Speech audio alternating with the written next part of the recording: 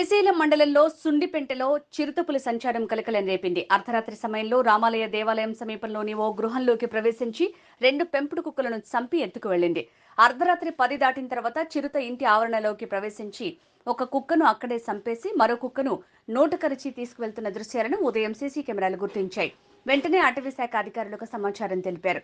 కాగా శ్రీశైలం మండలం సుండిపెంటలో ఇప్పటికే శివారు ప్రాంతాల్లో చిరుత సంచరిస్తూ కుక్కలను చంపివేసిన ఘటనలు అనేకం చోటు చేసుకుంటే ప్రస్తుతం గ్రామంలోని రామాలయం దేవాలయం సమీపంలో సంచరించడం స్థానిక ప్రజలను భయభ్రాంతులకు గురి చేస్తోంది.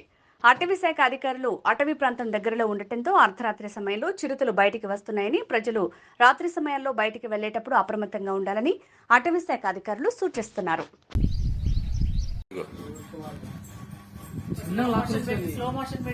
స్లో పెట్టాడు కొబ్బరి చెట్టు కదా మామిడి చెట్టు కాడ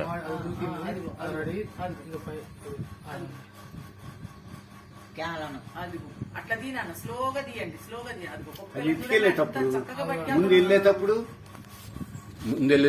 నుంచి వెళ్ళిందిగా అదవండి పడపట్టే చచ్చిపోయింది.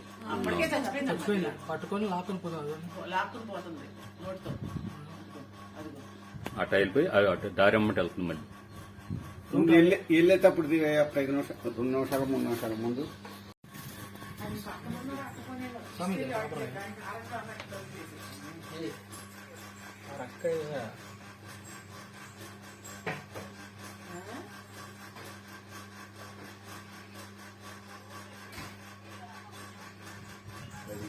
శాంతంగా వెళ్ళిపోయాలి. 2 నిమిషాలు